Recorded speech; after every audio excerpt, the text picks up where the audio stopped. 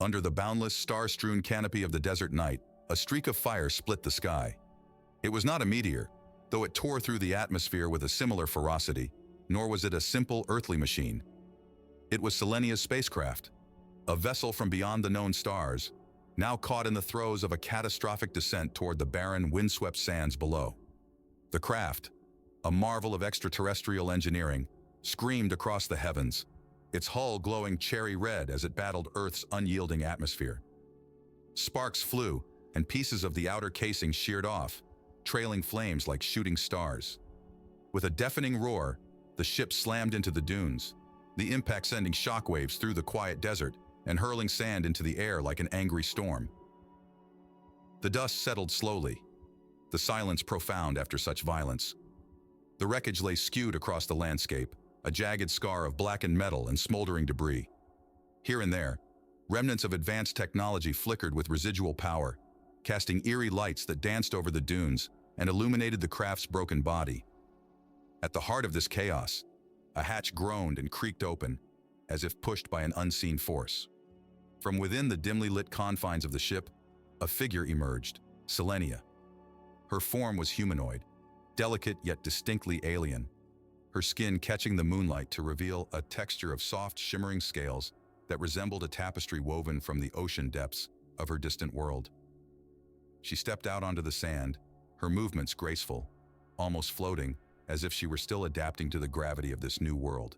Her eyes, wide and reflective as the clear waters of her home planet, scanned the horizon.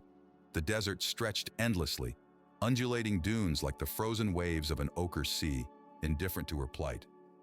The cool night air brushed against her exposed skin, a stark contrast to the warmth still radiating from the wreckage behind her. A thin, surreal mist began to form, weaving around her feet as if the earth itself were reacting to her alien presence. She turned her gaze upward, taking in the vastness of the sky, the countless stars witnessing her ordeal with a dispassionate sparkle. Selenia took a deep breath, a mix of the foreign planet's air filling her lungs, laced with the metallic tang of her ship's scorched interiors. It was a smell that spoke of failure, of a journey ended too abruptly. Yet, there was a tranquility here in the aftermath, a silence that allowed her thoughts to gather, to turn towards survival. Her first steps were tentative, crunching softly over the sand as she explored the perimeter of her crashed ship. She needed to assess the damage, to understand the full extent of her situation. Her fingers brushed against the cool metal of the hull, feeling the pulse of residual energy beneath her touch. Selenia knew the challenges ahead were immense. Stranded on an alien planet, alone and vulnerable, she needed to secure shelter, find sustenance, and perhaps, a way to communicate with her people. But first, she needed to ensure her immediate survival and safety from any earthly beings who might have witnessed her fiery descent. As the first light of dawn threatened to creep across the desert, painting the sky with hues of pink and gold, Selenia stood resolute amidst the wreckage. She was far from home, yes, but not defeated. This planet, with its vast deserts and cold nights, was not so different from the more arid regions of her own world. There was a familiarity in the isolation, in the stark beauty of the landscape, that steadied her resolve. She was alone, but she was alive. And as long as the stars shone down upon her, Selenia knew she would find a way to survive, to adapt, and eventually to thrive. Chapter 2. A World Apart. As the first rays of dawn broke over the horizon, they revealed a landscape that was at once starkly beautiful and hauntingly alien. The desert, bathed now in the gentle glow of the morning sun, stretched endlessly in every direction, its sand dunes sculpted by the wind into soft, rolling waves. The quiet was profound, disturbed only by the occasional whisper of the breeze and the distant cry of a solitary bird. Selenia stood amidst the wreckage of her spacecraft, her figure silhouetted against the lightening sky. She was a stranger in a strange land, her presence an anomaly in this desolate expanse. With the sun's rise, her otherworldly appearance became more pronounced. The soft metallic scales that covered her skin shimmered subtly, reflecting the sun's rays in a spectrum of iridescent blues and greens, mimicking the vibrant life of her oceanic home world. Her eyes, too, seemed to absorb and refract the light, shining with a depth of color that spoke of seas uncharted by human eyes. She moved with cautious grace, exploring the terrain around her crash site, every sense alert to the unfamiliar sights and sounds of Earth. The wreckage itself was a labyrinth of twisted metal and scattered debris. Selenia navigated it with an engineer's eye, assessing the damage with a mixture of professional detachment and personal loss. Here lay the remnants of what had been a pinnacle of her civilization's technology, now reduced to a charred shell. Pieces of the hull were scattered like the bones of some great beast, and the once sleek surfaces were scorched and pitted from the fiery descent. Despite the destruction, the craft was not entirely dead. Patches of residual energy hummed through the structure, pulsating with a faint, rhythmic glow that seemed almost like a heartbeat. Selenia approached the main console, a complex arrangement of controls and displays, now mostly dark. She placed her hand on the surface, feeling the cool metal under her fingertips, and concentrated. A flicker of light, then a steady glow emerged as she managed to activate the emergency power. The screen came alive with cascading data, streams of information flowing in the intricate script of her language. Her eyes scanned the readouts, a frown creasing her brow. The ship's core systems were beyond repair, but there might be salvageable parts that could aid her survival, or even help her contact her people. As she worked, her mind raced with plans and calculations. She cataloged her immediate needs: water, food, shelter. The desert might be akin to the arid regions of her planet, but she knew the Earth's environment could be harsh and unforgiving. She would need to find a source of water soon. The dehydration would weaken her, making her vulnerable to the planet's elements and any potential threats. With a sense of purpose, Selenia extracted a small, handheld device from a compartment beside the console. It was a scanner, designed to analyze and report on environmental conditions and available resources. Turning it on, she began to scan the area, the device emitting a soft, pulsing sound as it gathered data. The scanner's display indicated the presence of a water source, surprisingly close, hidden beneath the sands. With careful, measured steps, she began to follow the device's directions, moving away from the safety of her ship into the unknown. The sun climbed higher, its heat intensifying as it rose in the clear blue sky. Selenia's journey took her over dunes and through rocky gullies, each step marking her deeper into the Earth's embrace. The desert revealed its beauty to her in small revelations. Tiny flowers stubbornly pushing through the sand, the intricate patterns of lizard tracks crisscrossing the dunes, the distant mountains standing as silent sentinels over the vast, quiet land. Chapter 3. The First Encounter. As the sun ascended towards its zenith, casting sharp shadows on the rippled sands, Selenia lingered by the oasis. The lush, unexpected greenery was a stark contrast to the sprawling desert expanse. Tiny creatures, perhaps curious about the newcomer, ventured close before darting away into the safety of the underbrush. She observed them with a scientist's curiosity, noting their adaptations to the harsh environment. Yet, even as she immersed herself in this brief respite, her senses remained acutely aware of her surroundings. The solitude of the desert was deceptive, she knew, offering both sanctuary and peril. It was this blend of vigilance and vulnerability that pulsed through her as she sensed, rather than heard, the approach of another. Lucas, having heard rumors of a strange fireball crashing into the desert the previous night, had set out at dawn with a mixture of apprehension and excitement. His old pickup truck, laden with supplies and a few rudimentary tools for salvage, bumped along the uneven terrain, more guided by intuition than by any clear path. As he crested a dune near the oasis, his eyes caught the glint of sunlight on metal, not the dull sheen of desert rocks, but something else. Curious, he slowed, then stopped the truck at a safe distance. Climbing out, he shielded his eyes against the sun's glare, scanning the area. His gaze fell upon Selenia, her figure reflected in the tranquil pool of the oasis. The sight of her, so obviously out of place in this rugged landscape, took his breath away. Selenia, feeling the weight of his stare, turned gracefully, her eyes meeting his. In that moment, a cascade of possibilities ran through her mind. Was he a threat or merely a curious local? Her training had prepared her for potential hostility, but her instincts told her this encounter would shape her fate on this foreign planet. Lucas, for his part, remained motionless, his initial shock giving way to awe. The alien, standing by the water with the poise of a creature born to mystery, looked back at him with eyes like the deepest sea. He raised his hands in a universal gesture of peace and took a cautious step forward. "Hello," he called out, his voice betraying a tremor of uncertainty. "I mean you no harm." Selenia studied him, a tall figure, his hair touched by the sun, his attire simple but rugged, adapted to his environment. His open face and slow movements spoke of sincerity. She replied in her own language initially, the melodic tones flowing oddly in the still air. Realizing her mistake, she paused, focusing her thoughts. Her species was adept at linguistic mimicry, and she quickly adapted to his language. "I understand you," she tried again, her accent strange but clear. "I am Selenia." Lucas blinked, astonished not only by her quick grasp of English, but also by the lyrical quality of her voice.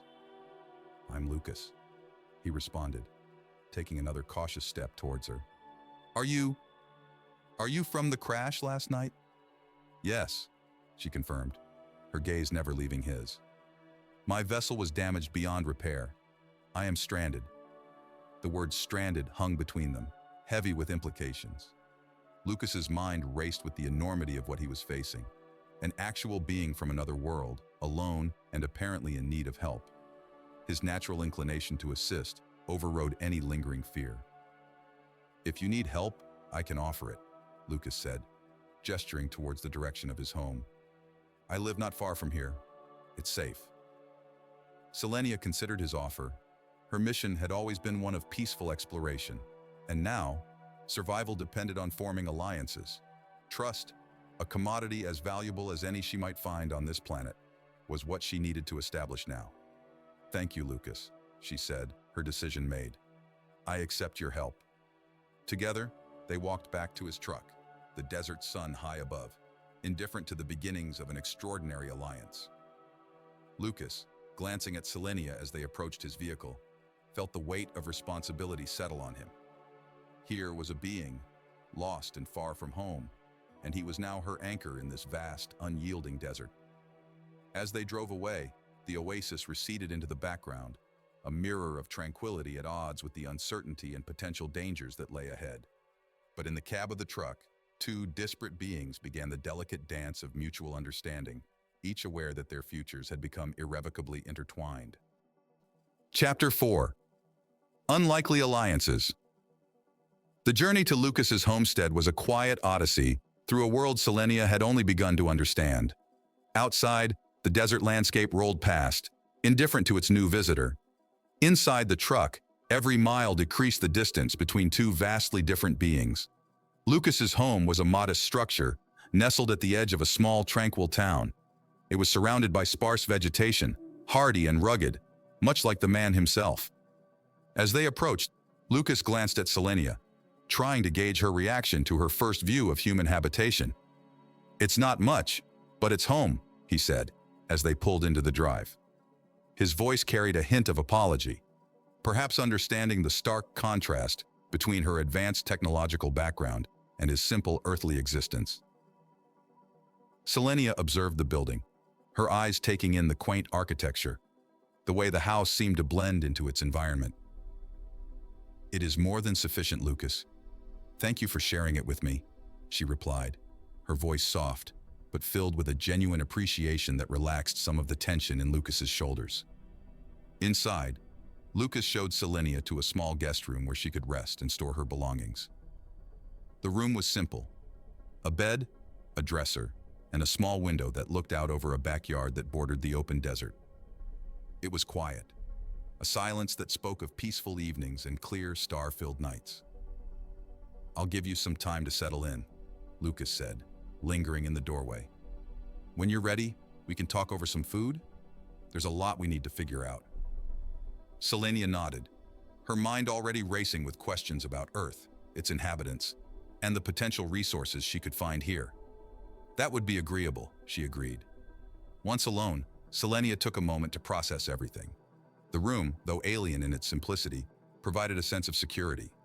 She unpacked a few personal items from her survival kit: simple tools, and a small holographic device that, when activated, projected a 3D map of the galaxy. She traced the light beams with her finger, pausing at the representation of her home planet, a reminder of how far she had traveled and how isolated she now was.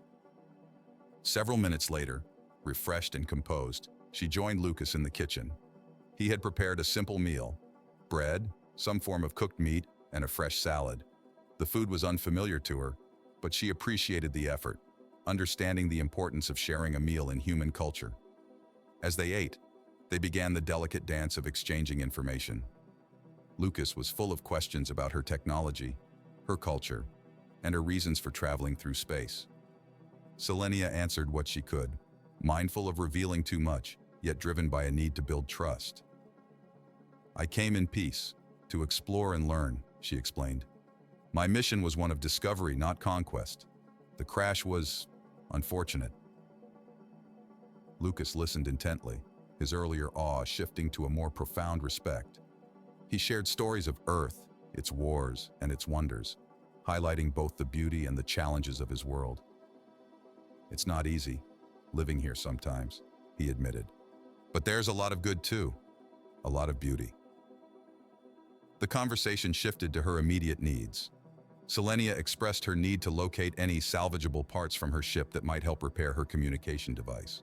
Lucas, intrigued by the challenge and motivated by a burgeoning sense of responsibility towards Selenia, offered to help.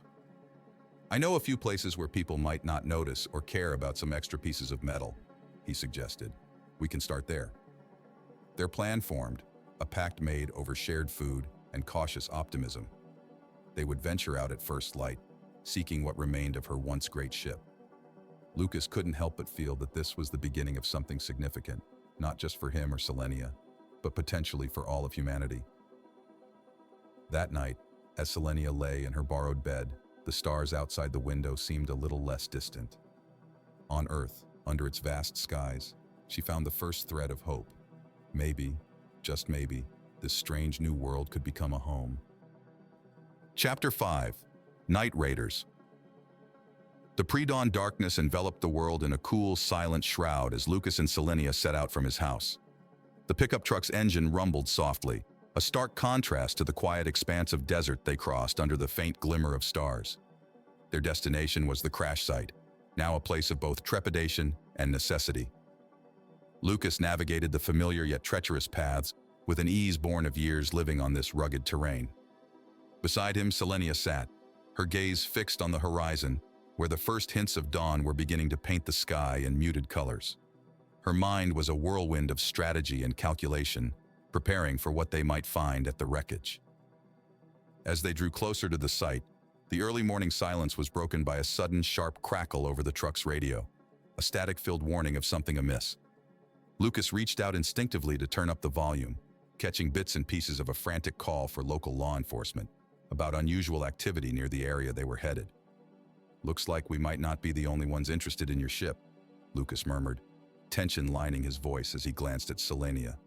Her eyes narrowed, a fierce determination settling over her features. "We must be cautious. My people are not the only ones who traverse the stars. Others, they may not be as peaceful." Pulling off the road and cutting the engine a safe distance from the crash site, they proceeded on foot. The terrain underfoot was uneven, the soft whir of sand shifting with each step as they made their way to the crest of a small dune overlooking the wreckage. What they saw confirmed their fears. Several figures were already there, moving methodically through the debris. Their movements were efficient, predatory, a group of scavengers, not human, their forms lithe and angular, disturbingly adept in the dim light. Lucas reached for the binoculars slung around his neck, observing the intruders through the enhanced lens. "They're not from around here," he whispered, passing the binoculars to Selenia. She took them, her gaze sharp as she studied the scavengers. "Nor are they from my world. We call them kraltivores, interstellar thieves drawn to technology and conflict. They must have detected the residual energy of my ship." "We need a plan," Lucas said, his mind racing through options. Selenia handed back the binoculars and began to edge back down the dune. "We need to distract them. I can approach from the west. Use some of the minor tech I salvaged to create a diversion. Once they're drawn away, you go in and retrieve what we can use." Lucas nodded, his respect for Selenia's calm under pressure growing. "Be careful," he said, his concern evident. Moving swiftly but silently, Selenia circled wide, using the undulating dunes as cover. She carried with her a small device, a sphere no larger than a baseball, which she activated just before throwing it towards the opposite side of the crash site. The device emitted a piercing, disorienting screech, accompanied by a burst of light, drawing the attention of the Kraltivores instantly. As the creatures turned to investigate the new threat, Lucas moved. He dashed into the fray, his heart pounding, adrenaline fueling his movements as he grabbed what appeared to be communications equipment and some power cells, items Selenia had described the night before. The distraction was short-lived, however, and soon the sharp, alert eyes of the Kraltivores swept back towards the heart of the wreckage. Lucas, realizing the window was closing, made a final grab for a particularly intricate piece of machinery before retreating. With the scavengers now fully aware of the human's presence, Selenia re-emerged from her hiding spot, her own device ready to create a second diversion if needed. But it wasn't necessary. The Kraltivores, wary of engaging with the unknown capabilities of Earth's inhabitants, collected what they could in a hurried frenzy before disappearing into their sleek, dark vessel, which hovered ominously before silently shooting into the dawn sky. Breathing heavily, Lucas and Selenia regrouped, their earlier retrieval mission now a scramble for survival and protection of what technology remained. They inspected the items Lucas had managed to secure, relief mixed with the sobering reality of the risks they faced. "Thank you," Selenia said, her voice a blend of gratitude and concern as she looked at Lucas. "We have what we need for now, but today has shown us the dangers that lie ahead." As they made their way back to the truck, the sun crested the horizon fully, washing the desert in a harsh, revealing light. The day ahead would be long and filled with challenges, but for now, they had survived. Together, they drove back in silence, each lost in thoughts of what dangers the next night might bring.